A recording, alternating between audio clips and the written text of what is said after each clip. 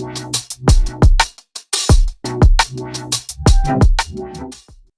Everybody, welcome back to my channel. आज की video में हम जो है वो देखने जा रहे हैं किस तरीके से हम जो है वो अपने प्रोडक्ट्स को फैच करवा सकते हैं इन मॉन्स्टैक।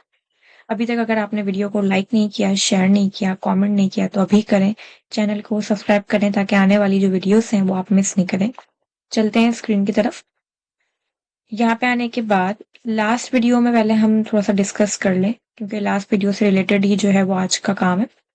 ठीक है, लास्ट वीडियो में हमने जो है वो एक प्रोडक्ट को अपलोड करवाया था किस तरीके से कि यहाँ पे हम अपने प्रोडक्ट का जो है वो कोई भी एक नेम लिख रहे थे एंड देन डिस्क्रिप्शन। ठीक है, कुछ भी मैंने यहाँ पे आने के बाद प्राइस डाल दी और इमेज हम सिलेक्ट करेंगे। ठीक है, इमेज सेलेक्ट करने के बाद जब बटन पे क्लिक करेंगे तो हमारा जो रिकॉर्ड है वो सक्सेसफुली डेटाबेस में इंसर्ट हो रहा था। और मोंगोडीबी पे अगर मैं उसको मैं यहाँ से रिफ्रेश करूँ तो हमारा जो है वो डेटा इंसर्ट हो रहा था। ये वाला पार्ट हमने लास्ट वीडियो में कवर किया था। आज की वीडियो में हमें ये करना है कि हमें एक न्यू पेज पे जो जो प्रोडक्ट्स हमने इंसर्ट किए हुए वो हमें फैच करवाने हैं। ठीक है, तो अब इसके लिए हम क्या करेंगे, अगेन दोनों प्रोजेक्ट्स मेरे पास जो है वो ओपन भी है और रनिंग स्टेज पे भी है। और सबसे पहले हम करेंगे ये कि हम जो है वो पहले एक एपीआई क्रिएट करेंगे, क्योंकि हमें फैच करवाना है। तो हम एक पहले एपीआई क्रिएट करेंगे express.js पे। जब वो एपीआई सक्सेसफुली बन जाएगी फिर जो है वो हम React.js पे जाके फ्रंट एंड बेसिक सा डिजाइन करेंगे और उस एपीआई को React.js पे कॉल करके रिकॉर्ड 1 बाय 1 पिक कर लेंगे। तो सबसे पहले मैं आती हूँ एक्सप्रेस पे, और एक्सप्रेस पे आने के बाद हमारी जो मेन फाइल है वो है server.js।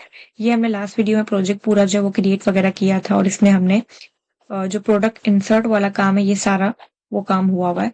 अब इसी के नीचे हम एक एपीआई क्रिएट करने जा रहे हैं। जैसे हमने प्रोडक्ट को ऐड करने के लिए एक एपीआई बनाई थी, वैसे ही अब यहाँ पे आने के बाद हम जो है वो प्रोडक्ट को फैच करने के लिए अभी जो है वो एक एपीआई क्रिएट करेंगे और गेट मेथड जो है वो यूज करेंगे, पोस्ट नहीं यूज करेंगे क्योंकि हमें रिकॉर्ड लेकर आना है। ठीक है, यहाँ पे आने के बाद मैंने एपीआई का नाम कुछ इस तरीके से दे दिया, /API/products। अच्छा, ये वर्क करेगी, भले नाम सेम है आप अगर चेक करो, क्योंकि मेथड हमारा डिफरेंट है, वो पोस्ट है और ये गेट है। ठीक है, तो कोई इशू आपके पास नहीं आएगा। उसके अलावा मैंने ये सिंक कर दिया और इसके अंदर 2 पैरामीटर पास कर दिए, एक रिक्वेस्ट का और एक आपके पास रिजल्ट का, और हमने यहाँ से अपने इस फंक्शन को स्टार्ट कर दिया है।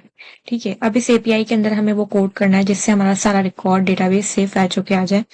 डेटाबेस के लिए हमने लास्ट वीडियो में कलेक्शन बनाई थी कि इस नाम की, प्रोडक्ट के नाम की, और इस प्रोडक्ट को हमने ऊपर कॉल भी किया हुआ है। तो इस प्रोडक्ट को बेसिकली ये वो प्रोडक्ट है या ये वो कलेक्शन है जो आपको यहाँ दिख रही है और जिसमें 1 बाय 1 हमारा रिकॉर्ड जाता है। तो अब हमें क्या करना है, ट्राई ब्लॉक लेंगे और ट्राई ब्लॉक के अंदर मैंने एक अदद किसी भी नाम का वेरिएबल बना लिया है, अवेट, क्योंकि ऊपर एसिंग है तो हम यहाँ पे अवेट लगा रहे हैं। और जो हमारी कलेक्शन थी प्रोडक्ट जो मैंने ऊपर कॉल की हुई है, फाइंड कर लें उससे सब कुछ। इससे ये होगा कि आपका वो ऑल रिकॉर्ड फ्रॉम डेटाबेस लेकर आ जाएगा। ठीक है, और ये जो हम काम कर रहे हैं ये हम कर रहे हैं गेट ऑल रिकॉर्ड वाला।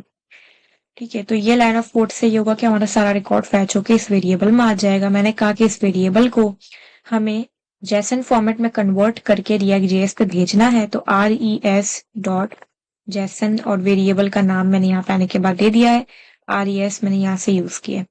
ठीक है, और मैंने कहा कि लेट सपोज अगर कुछ इशू आता है तो फिर मैंने कहा कैच ब्लॉक चल जाए और कैच ब्लॉक में जो भी एरर आ रहा हो वो हमें res स्टेटस के साथ प्रॉपरली 500 के साथ दिख जाए।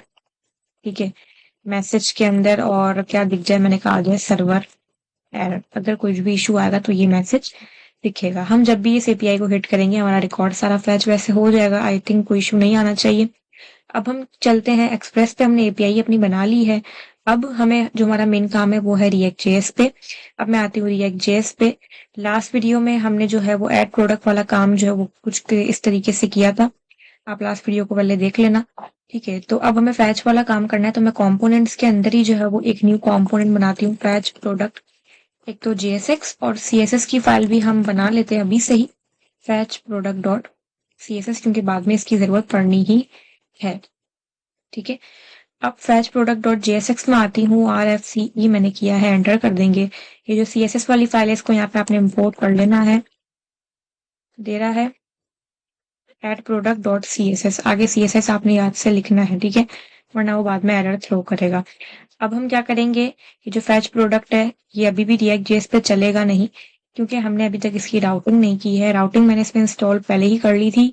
अगर आपको देखना हो कैसे राउटिंग करते हैं तो प्रीवियस वीडियो मैंने रिएक्ट जेएस की पूरी सीरीज बनाई है, उसमें आप जाके राउटिंग समझ लेना, तो आपको समझ में आएगा राउटिंग कैसे बनती है, ठीक है। ये मैंने राउट बनाया था मेरे इस पेज के लिए, अब मुझे सेम राउट बनानी है अपनी फैच वाले फाइल के लिए, तो मैंने कॉपी पेस्ट कर लिया इसको। और यहाँ मेरी मर्जी से मेरे राउट का नाम कुछ भी आ सकता है, और यहाँ हमारे कंपोनेंट का नाम आएगा, कंपोनेंट का नाम मतलब इस फंक्शन का नाम। अच्छा, इसको आपने ऐसे करके एंटर करना है ताकि ऊपर ये इसको इम्पोर्ट भी याद से करे, ठीक है। अब हम जब स्लैश फैच प्रोडक्ट लिखेंगे तो ये इसको हिट करेगा और हमारा राउटिंग चल जाएगी। तो यहाँ पे आने के बाद मैंने एंटर किया है तो ये मेरी राउटिंग सही चल रही है। अब हम यहाँ पे आने के बाद बिल्कुल एक बेसिक सा कोई भी जो है वो डिजाइन कर लेते हैं। कोई ना हार्ड एंड टफ मैं डिजाइन नहीं करूंगी, नॉर्मल सा डिजाइन में कर लेती हूँ। डिव बना लिया मैंने, क्लास दे दी इसको, क्लास मैंने दे दी इसको प्रोडक्ट हाइफन पेज के नाम की। इस पर हम बाद में डिजाइनिंग थोड़ी बहुत देखते हैं। H1 का मैंने टैग दे दिया, H1 पे मैंने लिख दिया अवर लेटेस्ट प्रोडक्ट्स, या जो भी आपको समझ में आए आप इसमें लिख लेना। मैंने यहाँ पे आने के बाद दे दी क्लास नेम, क्लास नेम मैंने इसको दे दिया पेज हाइफन टाइटल, ठीक है। उसके अलावा यहाँ पे आने के बाद मैंने क्या किया, इसी के अंदर ही एक और डिव बनाते हैं। डिव को मैंने यहाँ पे आने के बाद क्लास नेम दे दिया, ठीक है, प्रोडक्ट ग्रिड के नाम का, ठीक है। और क्योंकि हम इसमें कोई बूटस्ट्रैप वगैरह तो नहीं लगा रहे तो इसलिए मैं नॉर्मली विद क्लासेस ही जो है वो काम करूंगी। अगेन एक और डिव बनाएंगे, ठीक है। डिव को मैंने यहाँ पे आने के बाद अगेन एक जो है वो class they the product card, ठीक है। और इस प्रोडक्ट कार्ड के अंदर हमें सबसे पहले तो एक इमेज चाहिए होगी, ठीक है। तो इमेज फिलहाल के लिए मैं SRC लगाती हूँ, लेकिन इसको अभी हम नल छोड़ देते हैं, इसका काम हम बाद में करेंगे। ऑल्ट भी इसमें लगेगा, फिलहाल नल। क्लास एक नेम, इसको मैंने इसको भी दे दिया, और क्लास नेम इसको देते हैं प्रोडक्ट हाइफन IMG। ये मैंने इमेज के लिए बनाया है। अब हमें क्या करना है, एक और मैं डिव बना लेती हूँ। डिव के अंदर मैंने यहाँ पे आने के बाद इसको क्लास नेम दे दिया प्रोडक्ट हाइफन इन्फो, ठीक है। और इसके अंदर हमने यहाँ पे आने के बाद सबसे पहले H2 का टैग दे दिया। यहाँ पे हम प्रोडक्ट नेम गेट करवाएंगे डेटाबेस से, लेकिन फिलहाल मैं ऐसे ही लिख रही हूँ हार्ड कोड, ठीक है। और उसके अलावा एक हमने ले लिया पैराग्राफ, इसको भी आप एक क्लास दे दें, ठीक है। क्लास नेम मैंने क्या दिया, इसको प्राइस के नाम की एक क्लास दे दी। और फिलहाल मैं इस तरीके से डॉलर या रुपीस दे लेती हूँ, सॉरी रुपीस, और कुछ भी फिलहाल ऐसे ही एक डमी रिकॉर्ड, ठीक है। अभी इसका डेटाबेस से कोई लिंक नहीं, ये हम डिजाइन बना के सिर्फ एक देख रहे हैं। बटन दे दिया, बटन मैंने यहाँ पे आने के बाद लिख लिया बाय नाउ, और इसको भी जो है वो आप एक क्लास दे दें। क्लास ने अभी जितनी भी हमने क्लासेस दी हैं ज़ाहिर है इसकी डिजाइनिंग होगी ऐसे ही, जो है वो भी इस पर हमें काम करना है आगे। पहले हम देख लें किस तरीके का रिजल्ट आ रहा है, कुछ इस तरीके का रिजल्ट आ रहा है। अब डिजाइन में फैच प्रोडक्ट डॉट CSS पे करूंगी, जो मैंने ऑलरेडी, अच्छा मैंने गलत फाइल कनेक्ट कर लिए, फैच दे रहा है, लिख लेती हूँ fetch product dot CSS, error तो थ्रो नहीं कर रहा है, इसका मतलब इसको मिल गई है। अब यहाँ पे मैं CSS कर रही हूँ जो कि मैंने ऑलरेडी की हुई है, ताकि हमारा टाइम बचे। तो मैं इसको Ctrl+C करके यहाँ पेस्ट कर लेती हूँ, ठीक है। पहले चेक करें, कुछ इस तरीके का डिजाइन आ रहा है, इमेज हमने लगाई नहीं है, और कुछ अभी एक डमी रिकॉर्ड दिख रहा है आपको, ठीक है। तो ये बेसिक सा मैंने इसमें डिजाइन किया हुआ है, इसमें कुछ हार्ड एंड टफ नहीं है, ठीक है। तो आप जो है वो इसको कोई भी एक टेबल लेआउट भी आप ले सकते हो, और नॉर्मल सा जो है वो आप इसको डिजाइन वगैरह कर सकते हो, इसमें कुछ भी इतना हार्ड एंड टफ नहीं है, ठीक है। अच्छा, अब हम आते हैं मेन काम पे कि हमें रिकॉर्ड डेटाबेस से लेकर आना है। कहाँ से, जो हमने API ऑलरेडी बना ली है एक्सप्रेस पे, ये वाली API, इसको हमें रिएक्ट जेएस पे कॉल करके डेटा कॉल करवाना है। तो अब इधर आ जाते हैं, ठीक है। यहाँ पे आने के बाद इसमें बिल्कुल जो है वो बेसिक सा काम है। सबसे पहले आपने इंपोर्ट करना है रिएक्ट को, और उसमें से दो हुक की हमें जरूरत है। एक है यूज स्टेट के हुक की, और एक है यूज अफेक्ट के हुक की। कहाँ से, मैंने कहा रिएक्ट से, ठीक है। ये कॉल कर लेगा। दोनों हुक्स की डिटेल अगर आपको देखनी हो कि भाई ये क्या है, क्यों यूज करते हैं, अगेन इसकी रिएक्ट जेएस की सीरीज में पूरी वीडियोस बनी हुई हैं, आप जाके देखेंगे तो आपको पूरी एक चीज जो है वो समझ में आएगी। ठीक है, दोनों हुक्स हैं और रिएक्ट में इसकी जो है वो काफ़ी ज़्यादा इसका यूसेज है, बहुत हमारे लिए हेल्प करेंगे आगे। ठीक है, तो ये मैंने यहाँ पे आने के बाद कॉल कर लिया। दूसरा हमें एपीआई से डेटा गेट करवाना है, जो कहाँ बनी हुई है एपीआई एक्सप्रेस में। तो जब भी रिएक्ट में एपीआई से डेटा गेट करवाना होता है तो हमें इंपोर्ट करना पड़ता है एक्शियस को, जो कि आपको इंस्टॉल करना पड़ेगा। अगर आपने नहीं किया, हमने तो पहले कर लिया था इंस्टॉल, आपको करना पड़ेगा npm install axios in React JS. ठीक है, तो अब ये हमें हेल्प करेगी एपीआई से डेटा गेट करवाने के लिए। यहाँ पे आने के बाद मैंने एक अदद वेरिएबल बना लिया, या तो यूज स्टेट स्निपेट से भी डायरेक्ट बना बनाया कोड भी हम ले सकते हैं। ठीक है, यहाँ मैंने इसको नाम दे दिया प्रोडक्ट्स। यहाँ पे पी कैपिटल कर लेते हैं, वैसे ऐसे कोई जरूरी नहीं है, लेकिन जस्ट फॉर यूजर एक्सपीरियंस। ठीक है, इसको आप ब्रैकेट ला के मैंने इसको नल छोड़ दिया है। अब यहाँ पे आने के बाद हमने कॉल किया यूज अफेक्ट को। यूज अफेक्ट के अंदर आपने यूज अफेक्ट के हुक जो ऊपर मैंने कॉल किया उसको मैंने यहाँ पे स्टार्ट कर दिया। ठीक है, कोई एरर तो थ्रो नहीं कर रही है हमें। क्या बोल रहा है? हम्म, कोई बात नहीं, आगे चलते हैं, मसला नहीं है, इसको हम बाद में देखेंगे, कोई इशू नहीं है। ओके, अब यहाँ पे आने के बाद मैंने कह दिया एक्शियस, जो ऊपर हमने इंपोर्ट की है डॉट गेट। इसमें आप अपनी पूरी की पूरी जो आपकी एपीआई है वो देंगे। कैसे देंगे एपीआई?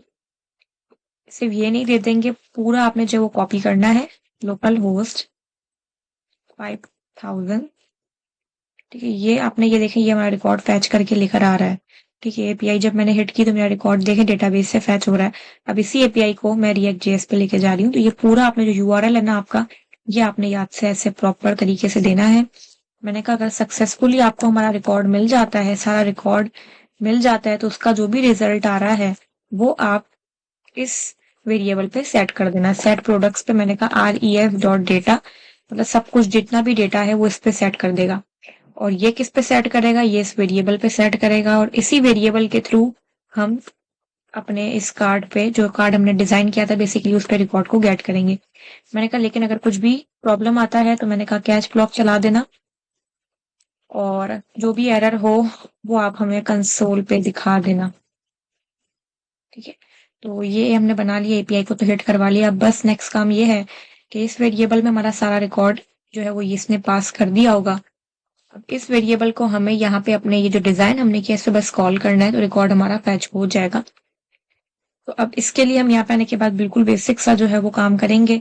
सबसे पहले मैंने तो इसको ये कह दिया कि भाई अगर रिकॉर्ड आपको मिलता ही नहीं है, डेटाबेस में कोई रिकॉर्ड है ही नहीं, या कुछ भी किसी भी वजह से लेट हो रहा है, तो हमें कुछ ना कुछ दिखना तो चाहिए ना कि भाई वेट करें, या लोडिंग प्रोडक्ट्स, या कुछ भी, कुछ ना कुछ मैसेज हमें दिखे। तो उसके लिए मैंने कह दिया जो ऊपर प्रोडक्ट्स वेरिएबल है, मैंने कहा अगर उसकी लेंथ बराबर होती है 0 के, मतलब अगर रिकॉर्ड आपको क्या होता है, रिकॉर्ड आपको नहीं मिलता, ठीक है, क्वेश्चन मार्क, इसमें हम टर्नरी कंडीशन लगा रहे हैं। मैंने कहा अगर रिकॉर्ड आपको नहीं मिलता कुछ इस तरीके से फॉर्मेट करना पड़ेगा प्रॉपर।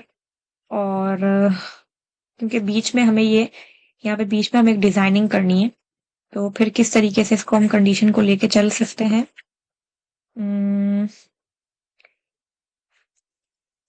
ठीक है, अच्छा ये हो गया कि अगर रिकॉर्ड आपको नहीं मिलता, ठीक है, तो मैंने यहाँ पे आने के बाद बोल दिया अगर रिकॉर्ड आपको नहीं मिलता तो इसके अंदर हम क्या करते हैं, एक पैराग्राफ बना के देखते हैं। इशू तो नहीं दे रहा?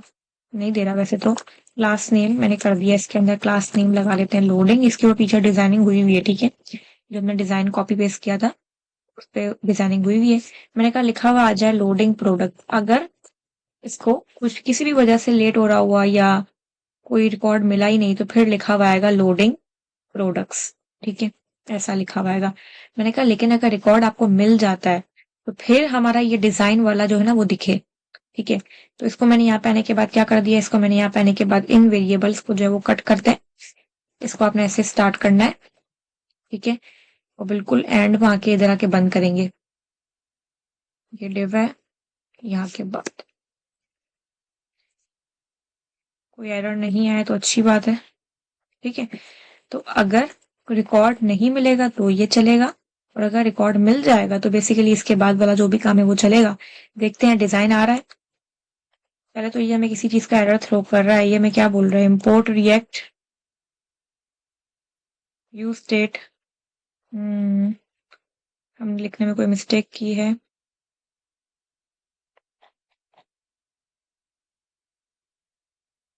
अच्छा, ऊपर ऑलरेडी इसने इंपोर्ट किया हुआ था, I am sorry. Design show हो रहा है, इसका मतलब ये हुआ कि डेटाबेस में रिकॉर्ड मौजूद है, जो कि हमें मालूम है, लेकिन हमने सिर्फ चेक किया कि हमारी टर्नरी कंडीशन हमने सही लगाई है या नहीं, ठीक है? तो कार्ड हमें शो हो रहा है, इसका मतलब है कि ये वाला पार्ट को रन कर रहा है। इसका मतलब है कि लेंथ 0 नहीं है। अब रिकॉर्ड इधर कैसे कॉल करें? ये प्रोडक्ट नेम की जगह हमें अपना यहाँ वाला जो नाम है ना, नेम, डिस्क्रिप्शन, प्राइस वगैरह वो सब लिख आनी है। उसके लिए बिल्कुल सिंपल सा काम है, कोई इतना हार्ड एंड टफ काम नहीं है, ठीक है? सबसे पहले तो हमें जो है वो करना ये होगा कि हमने ये जो कार्ड बनाया अपना ये वाला कार्ड, ठीक है? इसके ऊपर हम जो है वो अपना बेसिक सा एक जो है वो लूप लगाएंगे। लूप कैसे लगाएंगे? इसके अंदर लूप लगाना तरीका एक ही है।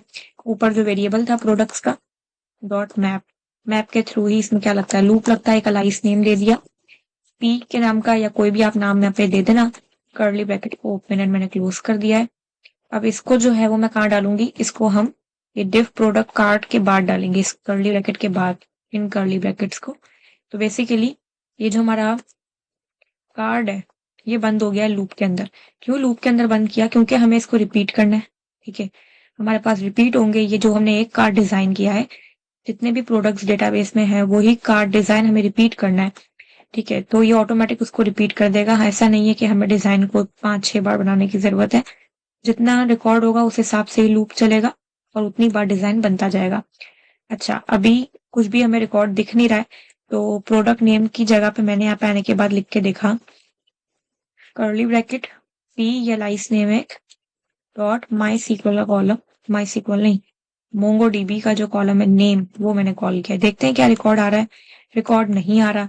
इसका रीजन ये है कि मैप जो लूप है रिएक्ट जेएस में, वो हमेशा बोलता है कि आपको कोई ना कोई की पास करनी पड़ेगी।